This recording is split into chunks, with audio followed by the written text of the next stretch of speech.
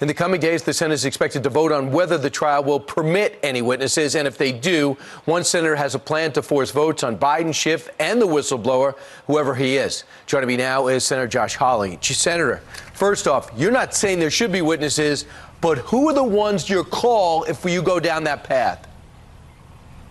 Yeah, my view is this, that if the Senate decides to call witnesses later this week, Brian, then we need to hear from Adam Schiff, number one. I mean, Schiff, we know his staff had contact with the so-called whistleblower before the whistleblower filed his complaint. We know that Schiff's staff gave the whistleblower direction. I want to know what direction. I want to know what they talked about. By the way, Schiff lied about that. Why did he? I think we ought to find that out. Hunter Biden.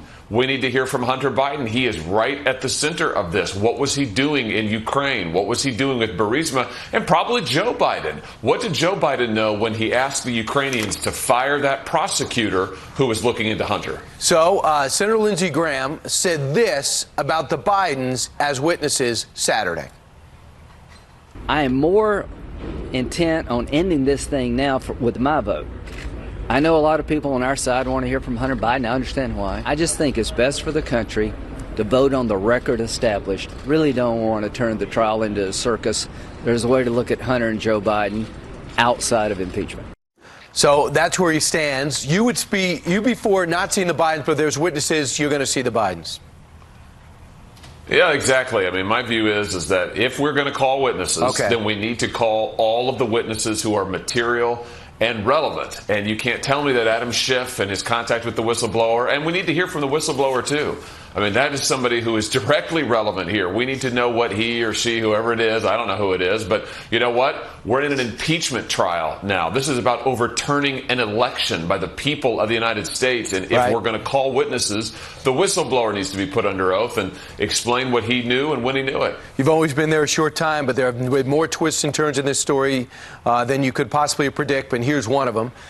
Leaks on John Bolton's manuscript are out. And one of the things he says is President Trump told Bolton that he wanted to continue freezing the $391 million of aid in security assistance to the Ukraine until officials have help with the investigations into Democrats, including the Bidens. How does that change anything?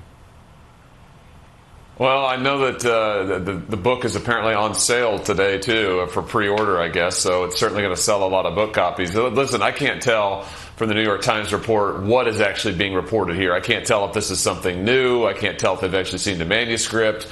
It's all a bunch of hearsay, and clearly it's an attempt to try to influence the course of the trial. But I will just go back to saying, Brian, that if we call witnesses, if my colleagues and others decide, you know what, we got to have witnesses, then let's call everybody who's going to be relevant. This isn't just about John Bolton. This should be about the whistleblower, Adam Schiff, Hunter Biden. Let's hear from them all. Senator Mitt Romney said, I'm voting for witnesses, reportedly. Anybody else that you've talked to on the Republican side going along with that?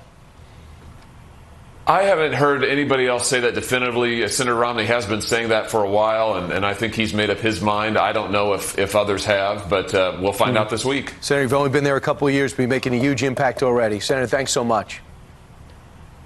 Thank you.